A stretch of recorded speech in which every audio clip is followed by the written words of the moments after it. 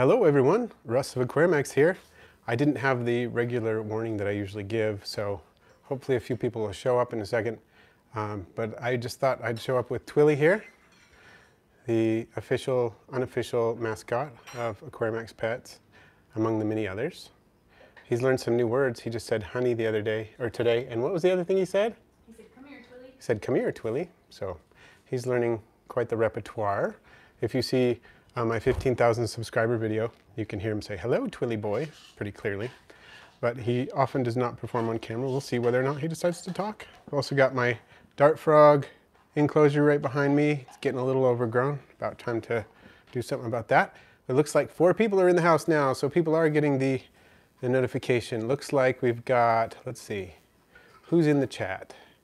I'm trying to pull it up there. Okay, Pug Lord is in, Primetime Gecko, Brandon Smith, all in the house. Nice. Very good. Oh, we've got 10 people, 11. And we've got some likes already starting to come in, so that's great. Will I trade isopods for plants? I might. It depends on the plants, but yeah, that's definitely a possibility. Nature Zone is coming over to my place pretty soon here, so yeah, we can probably work something out like that. What kinds of plants? Phil Emerson, Soapbox Debris, that's kind of a cool name, is here. Howdy, Gordius. Just as an update, my Vinegaroon is doing great. Excellent. And Brandon Smith says, isopods seem so expensive. Well, they can be. It depends on the species, but some of those new Cubaris species, like the rubber duckies, are like $20 or more each. They are pretty expensive. I've never paid that much for an isopod, but I have paid up to $12 per an individual. But of course, a lot of the isopods I keep and sell are not nearly that expensive. Some of them are only, you can buy 25 of them for $5, so some of them are pretty cheap. It just depends on what you got. But yeah, a lot of them are pretty expensive. A lot of the Spanish giant porcelios are expensive. A lot of the, what else do we got that's expensive? The rubber duckies, like I was saying, in that whole genus, the Cubaris genus from Southeast Asia. And then the Montenegro and other Armadillidium klugi are pretty expensive as well. So, extra reptiles, you have Instagram. Not yet. I keep meaning to set that up, but I haven't done it yet. So, yeah, oh, he's talking up a storm there, but it's hard to tell if he's actually saying anything. Can you hear him talking? Oh, he heard me mention it, so he's not going to talk right now. So, yeah, that's my next big project. Actually, I've got several in the works. Things I'm working on right now, I'm cycling a new Opaiula tank for my Opaiula, which is Halocaridina rubra Hawaiian red shrimp. Doing that for the, was that my 4th tank? No, 5th Opaiula tank. I'm actually taking one down and transferring them to the new one. A leopard gecko is doing really well. Thank you, Primetime Gecko, for asking. Doing really well. Just fed her last night. Her appetite's back to full swing now that it's warming up a little bit. Let's see, other big projects I'm working on. I am setting up our herping trip, doing research on what I'm going to be able to find on our herping trip, of course, which is coming up next week. I'm excited about that. I've got, let's see, the things that are in the works. I'm working with some rotifer culture that I got recently, getting that going. And I've got 2 new isopod species coming very soon. So, yeah, those are a few things that I'm working on at the moment. So the dart frog project was really cool. Thank you. I'm really enjoying it. And if those of you who were here last week, you know that I sold off the 3 tadpoles, where they were froglets by the time I sold them off, but the 3 offspring that these frogs produced, sold those recently to a local new frog keeper. So Nature Zone says purple waffle, peperomia prostata, Phytonia moss, oak leaf creeping fig, and baby's tears. Cool. Well, let's see. I've got the oak leaf creeping fig. I love that one, but I've got some. But I would be interested definitely in getting some Phytonia. I'll have to look up peperomia prostata because I'm not sure which one that is. And mosses, yeah, definitely need some mosses. And the baby's tear, very possibly there too. Pug Lord says breeding triops would be an interesting video. Yes, I've been meaning to make one for a long time. I have bred triops many, many times, and it's fun. I don't know how many generations I've done, but lots and lots. But I haven't made a video on including triops, for a really long time, so it's about time I do that. So I'm hoping maybe this summer, when I have a little extra time, I can do that, because it's a short-term project. It's not like you're investing a whole lot of time in the long term, so you just take a couple of weeks, you set up a triops breeding project, and then you save the eggs until next time you want to do it, so I may do that. Good suggestion there. Extra Reptile says, I just got 2 bumblebee dart frogs last week. Still very young, so can't see them yet. Any tips? Well, make sure they get a lot of springtails while they're really young, and then they'll start growing, and you can get them onto fruit flies if they're not already on fruit flies. They will just take a little while to get bold. They become a lot more bold as they get older. So I would just say part of that is patience. Part of that is that them getting situated into their new vivarium, getting used to it. So that'll make a difference too. So Asylum JK says, just got my first leopard gecko a few days ago. What supplements do you use? I've heard synthetic D3 isn't the best. This true? Well, there's a lot of debate on that, and I would say that it kind of depends on what you mean by best. You can breed generations of leopard geckos using synthetic vitamin D3 rather than UVB, but you know, a lot of people say that the UVB is better if it's natural, or you know, if they're synthesizing it themselves. And I can't really argue with that. I mean, it's really nice to get the natural production of vitamin D3 through UVB if you can. But at the same time, you know, it kind of depends on where you're coming from. If you can provide the natural vitamin D3 through UVB, I think it's a good idea. But at the same time, you know, like I said, if you can breed healthy leopard geckos for generations without UVB, then it's not such a bad thing. It's just maybe there's something better. I guess you could look at it that way. Heather Jensen says, can you feed baby triops to a betta? You know, I bet you could. In terms of efficiency, I wouldn't say that's necessarily the most efficient live food for the size. I mean, they grow really fast, but you have to feed them live food too. So a lot of times you can feed the bettas the food you would give to the triops. So, but yeah, you could do that while they're kind of small. And Brandon Smith, aren't triops like big sea monkeys, but they look weird? In a sense, yeah, they are a vernal pool crustacean, much like fairy shrimp and brine shrimp and so on. I mean, brine shrimp also live in permanent bodies of water, but they are very similar in their life cycle in many ways, and they are crustaceans that are related. So yeah, they're sometimes called tadpole shrimp because they're shaped vaguely like a tadpole, and they get pretty big. There are some species of triops, you know, that get really big. The species I've kept only get maybe about this big, about 2.5 inches long, including their tail, which is pretty long. So, Nature Zone says, I would love 3 Hawaiian shrimp. What would you trade? Oh, there's an interesting idea. We could do that. Let's think about that. I would do that for some of those plants, probably. What we'd need to do, though, with the Hawaiian shrimp, you definitely need to set up an enclosure. You need to cycle it for quite a long time, and the cycling doesn't work the same way as it does in other aquaria, basically, partly because it's brackish, partly because there's no water movement, essentially. So, but we can make that work. But you'd need to wait, you'd need to set something up, and it would take probably about a month to cycle it the way you need to do for Hawaiian red shrimp, and then you could do that. But for just 3 shrimp, you could do a quart jar, and that would work. That would be plenty. They're so small, and there's so little bioload going on that you could do that. And I could give you a little strand of the macroalgae that I keep with mine to get that started, maybe even a piece of lava rock to help speed it up a little bit. Probably work something else. Limbu Nua Hung is in. Hi, welcome. Good to see you here. And Primetime Gecko says, any tips for buying at reptile expos? Well, I would say a lot of the reptile expos have a website connected to them in one way or another, and you can look up the vendors on that website before you go, and then you go look up those vendors online and try to get an idea of their reputation. That's one good thing to do. You can get an idea of, you know, if you're getting a lot of excellent reviews on a particular vendor, then that's, of course, a good sign. Another thing is, I like to, when I go to a reptile expo, I like to take a quick look around before I settle on anything, unless I see something that I just know, nope, gotta have that. And that happens, and that's okay, as long as you're ready for it. You know, you're prepared to get something. So say you're looking for a corn snake, for example, and you're all ready for a corn snake, and you're walking around in and you see one and say, oh, I know I'm gonna love that one, that's exactly the one I want, then there's no harm in buying it right away. But if you're not sure, it's better to walk around and see some of the other vendors first, because then you might see that one that goes, boom, pops at you and says that's the one you want. So go with your gut, I guess, as far as that goes, but make sure you've done the preparations ahead of time. I don't think it's, even though it's nice to buy supplies from an expo from the standpoint of the cost, it's also really nice to have that stuff in advance. When you're bringing a reptile home, it's just better. So what I would say is that if you know you want something, do the research, and then at one reptile expo buy all the equipment because it's pretty cheap there, or at least a large amount of the equipment, and fill in the gaps. Between that expo and the next one, you're going to buy something live that goes into that.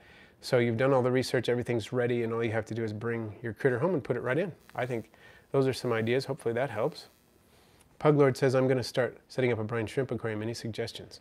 Well, brine shrimp aquaria are tricky. I have done it, and I've done it successfully, I would say, even long term, but there are several different ways you can do it. You can go super low tech, keep the container small, and just do something to aerate the water once a day, like take a pipette and blow water into it or something just once a day, or stir it around a little bit, even with like a drinking straw. That seems to help. Feed them very lightly and you'll get a very low number of shrimp, but it'll be a pretty stable population. That's one way to do it. If you want to get a little bit bigger population, some people have managed to do that by getting some single-celled algae to grow in an aquarium and keep it going, basically a saltwater green water culture, and add the brine shrimp, and they will live in there and breed in there and go for multiple generations like that without very much problems at all. But the density is not super high, so if you want to do it because brine shrimp are cool, I say do it. If you want to do it because brine shrimp are a great live food, excuse me, then just save your energy and hatch brine shrimp and feed them out right away, rather than trying to raise a high density of brine shrimp in an aquarium, because you can get a lot more bang for your buck with other live foods. That would be my thing. But I don't want to discourage you from doing the brine shrimp, just going into that with you know, that in mind. And I would say then go for it. Ian Brush says, oh, he's in. He's in. You made it. Nice to see you, Ian. How are your critters doing? Ian recently got some critters from me. Jay in Aquarium says, hello. Limbu Nua Huang says, have you heard of carnivorous plants and any tips on growing orchids? Okay. Well, yeah, I've actually raised a couple of different types of carnivorous plants. I've raised Venus flytraps, and I've raised Drosera capensis, which is the Cape sundew. So with carnivorous plants in general, you know, most of them need very, very soft water, like distilled water. That's not too hard to get a hold of. Most of them need really pretty bright light, and some of them need a dormancy period. Like Drosera capensis does not need that. That's the Cape sundew. It does not need a dormant period, but some species of sundews do. Venus flytraps need a dormant period to do well over time. And the best way that I have learned to do that, and this is not my information, but I have tried it, is to leave your Venus flytrap in a nice sunny spot outside, and then when you do that, you let them stay outside for a while until the weather starts cooling off, and when it does, like around Halloween in this area, you take it in, you put it in the fridge in a bag, and then when it starts to warm up again outside, you take it out again and put it outside, like in March, and then it tends to do well because it's got the proper dormancy that it needs without getting too cold. Growing orchids, I have very limited experience. I have one back in this tank here that I've had for several years, but I don't feel like I'm really qualified because I've only done one, and I don't really know. It's flowered several times, but I don't know a lot about it. So Nature Zone says, I'm sad I'm getting $20 right after seeing you. Oh, that's poor timing, isn't it? Well, could you give me cycled water? Well, the water itself is not what's so much cycled. I could give you some of the water from my tank, but it's more like the substrate and especially the lava, and I could give you some now. We could try that out. If I gave you that and just enough of that and maybe just 3 shrimp, we could probably work something out if we do a trade. Thanks for joining in, Brandon. Bible WordPress says, did water change in cleaning on my tank and lost 6 fish over 6 hours today. Plants doing okay and snails okay, but fish not doing so well. Nice parakeet. Well, thank you. That's a scary thing. I wonder what happened. How big was the water change? Did you change the filter medium at the same time? Okay. Ian says, everything is amazing. I only found 2 ivory millipedes. Was there a reason for that? That is weird. No, there should have been 3 in there. So either I made a mistake or one died or something like that. I'm not sure. That's weird. But I can make that good for you. Next time you come, I can give you another one. Yeah, I'm not sure what happened there. But yeah, just make sure next time you come and remind me about that and we'll get it taken care of. I'll give you another. Did you just hear that? He said, excuse me. I don't know if it's coming through on the microphone. It's just funny. He's talking to my ear so I can hear it. Jay in Aquarium says, Bible WordPress, do you have chlorine in your water and correct matching temp between new water and tank? Justin Shepard says, any experience with seeds, shrimp, or scuds? Yes, I have had both. I breed scuds right now. I have been breeding scuds for years, so yes, a lot of experience with scuds. If you have any specific questions about them, I'm happy to help with that. I actually have 2 videos on breeding and culturing scuds as a food for fish. I have seed shrimp too. The other day, Justin Plasmeyer, who is a viewer who lives around here, he gave me some. He brought some over for me to check them out. And I've had more before that too. But he just brought me a certain kind that's kind of large because they come in various sizes. And I've kept different sizes and so on. But he brought me a fairly large one. And I figured the best bet for their survival would probably be with my goldfish. So I put them in there. And I'm going to see if they can breed, because they can make nice little detritivores to live in your tank. Hey, Multitank Addiction! I'm doing well. Hopefully you're doing well as well. You know, Multitank Addiction filmed me when I was at the Greater Portland Aquarium Society doing a talk on live foods. So if you haven't seen my live food culturing talk, I know some of you have, but if you haven't, you can check it out on his channel. And even if you have, I mean, it's always going to be a little different. So if you want to check it out, you can go to Multitank Addiction. His channel has my talk in its entirety on there. And he does that for other speakers, and he's got other aquarium things going on. So you can check that out. So Nature Zone, some moss would be awesome. The baby's tears, I want some Phytonia. I would love that. And those are some ideas, and we could do that to trade. And no problem, Ian. I just want to make that right. I'm really not sure what happened, but I want to make sure you're happy with your millipedes. And when you have 3, you're just going to have a better chance of getting them to breed anyway. So let's make that happen. Bible WordPress says, I'm really thinking the gravel I cleaned with chlorine water did it. It could be if you clean too much of the gravel at once, depending on how your biological filtration, where the reservoirs of your beneficial bacteria, where that could have caused an issue possibly. And Cognac Young, when's the next Isopods update? I am going to be doing an unboxing really soon. They have not arrived yet, but they will probably pretty soon. So I'm going to be doing that. Let's see, what else? I've got a lot of isopod ideas coming up. I'm going to do one on collecting wild isopods and some tips for that and how to get a culture going with wild isopods and things like that. Yeah. So those are some things that are on the roster for isopods. So Multitank Addiction, oh, you're responding to that other question. Heather Jensen says, what size tank is your goldfish in? My tank's a little small, but I try to make up for that with good water changes and so on. It's a 37 gallon. There's 2 goldfish in there. And you know, they say 40 gallons per, for 2 fish if they're like a double-tailed fish, because they stay smaller. I have single-tailed fish in there. One of them was a rescue and is not growing nearly as fast as you might think. So they're not really overcrowded in there exactly. I mean, it would be better to have them in a bigger tank. But I keep the water quality up with big water changes. I usually do a 60% to 80% water change when I do it, and that helps. And things like that. I've got a little extra filtration on there, kind of over filtering a little bit. So they do okay. But what I want to do is put a larger bow front tank in the same footprint, because I could probably fit a 54 gallon bow front in that same footprint, and that would be better for them. So I'm kind of thinking about that. Moose meat in the house also, nice. And Bible WordPress, all I need is just trade my 10 gallon for a 55. Small tanks can be so difficult. That is a good point. Bigger tanks can often be much easier to maintain. They're just more stable ecosystems. And Nature Zone says, to be safe, clean the moss and grow it for a few months. Good idea, always, yes. I always try to process my plants if I can, to make sure there are no nasties in it. And that has really, really helped. I rarely have to deal with pests in my vivariums because I pre-process. Now with mosses, you can't do a bleach really, but you can do an overnight soak, and then, like you say, if you grow it separately from the vivarium for a while, that's often a good way to see if anything shows up.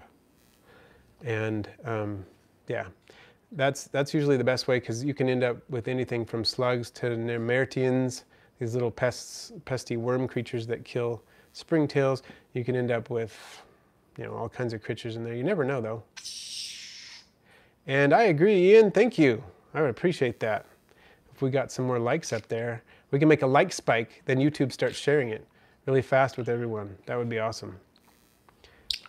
And Nature Zone saying something, but it looks like it got cut. Bible WordPress says, that's a very tame parakeet. I mean, I have not seen one so tame. Does he chew on jewelry? I don't know. I don't wear a whole lot of it, but let's see. He does? Okay. My daughter, whose parakeet he actually is, you know, he loves everybody in the family, but she's his favorite because, you know, he's hers. And she says he chews on jewelry sometimes. So, yeah, but he is really tame. He loves to, this is a funny thing he'll love to do. He'll love to sit in front of your mouth as you talk, and you'll talk to him, and he'll just sit there and watch you talk. And say, what you doing? What you doing, Twilly? What you doing, Twilly? What you doing, Twilly? He loves to do that. He loves, I think that helps him learn to talk. He just pays attention to you closely as you're talking. I'm trying to get him to say, what you doing? But he hasn't said that yet. Extra Reptiles says, would you ever consider Sonoran desert toad? I'm in the process of making mine a bioactive enclosure for mine. Cool. Well, I love toads. I would someday consider one. I don't have a spot for one right now, but I totally would. I've kept toads in the past and I love them. So short answer, yes. Multitank Addiction says, well, I saw you were on, so I wanted to stop by and smash the like button. Got to go pack for Aquashella. Have a great night, everyone. Awesome. Well, thanks for joining in Multitank Addiction, and I hope you enjoy Aquashella. And Mr. Snake, you're in the house. It's weird how the notification can be so slow sometimes, but I'm glad you're here.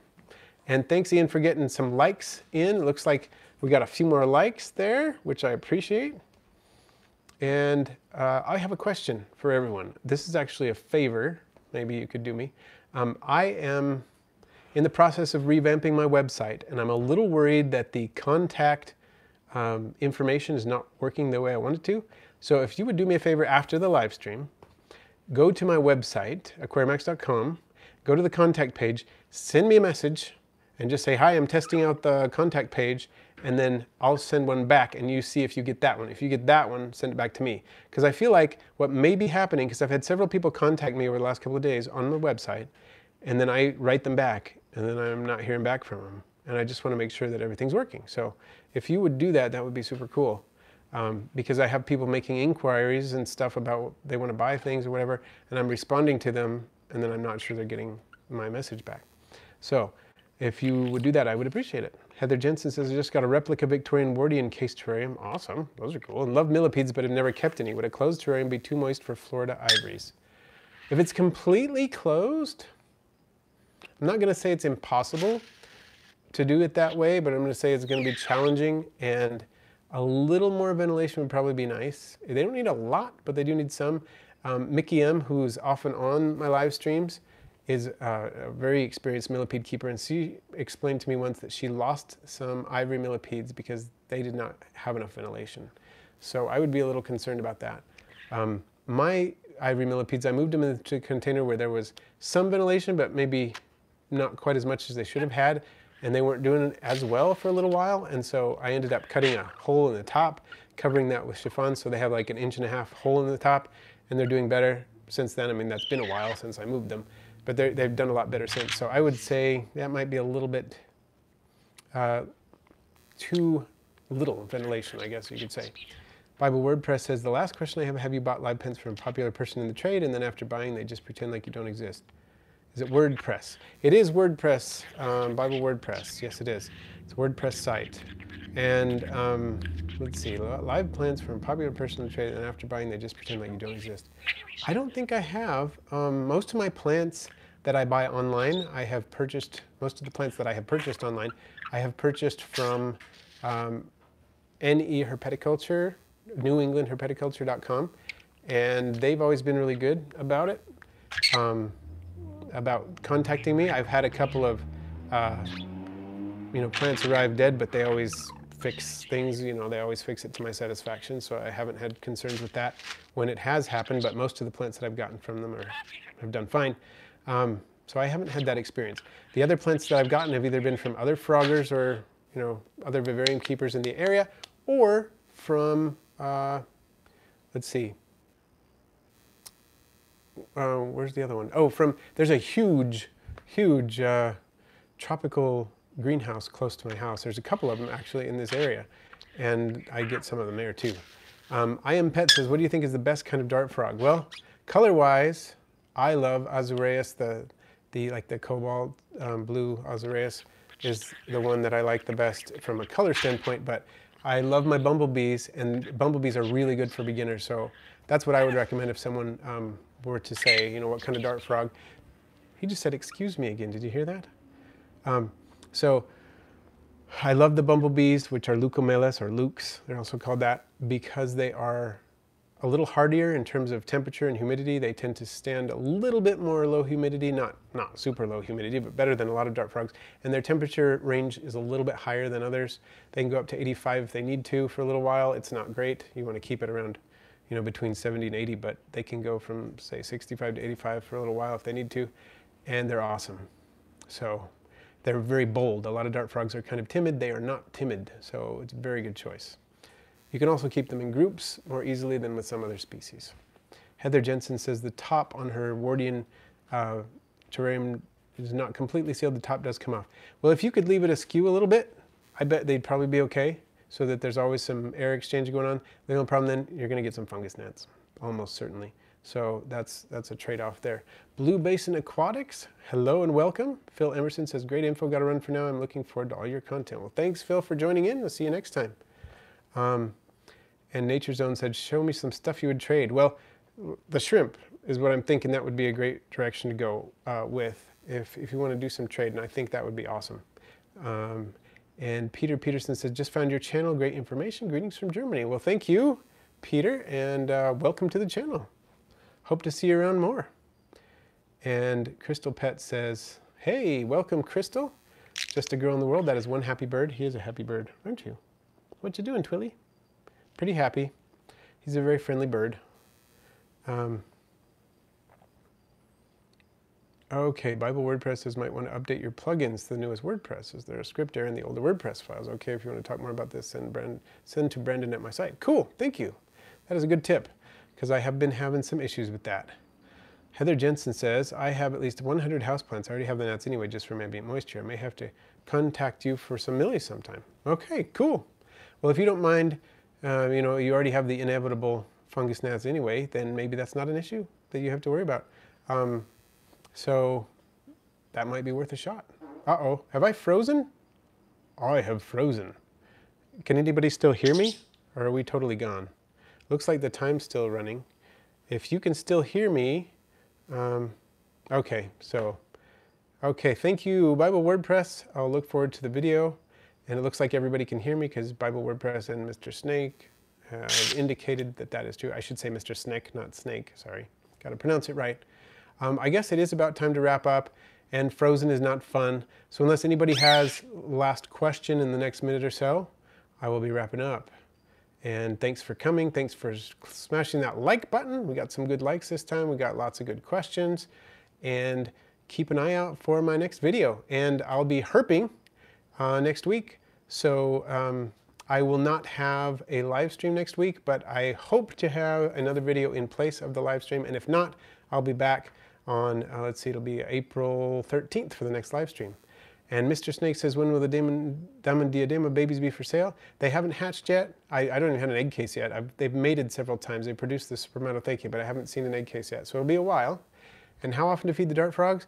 If you feed them every other day or so, they will be fine. If you need to skip a couple days, that's also fine. You can feed them a little bit more often, but usually they're cleaning up flies that are just kind of in the tank during the off feeding. So every other day is pretty good. You can even get by with 3 times a week.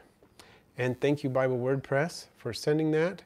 Mr. Snake, I do have a wait list for some things. So if you want to go on the wait list for when I do get babies, just send me a message at the contact page and we'll get it going. Hopefully the contact page will work. So I love that at Fish On. So everybody, thanks for joining in. And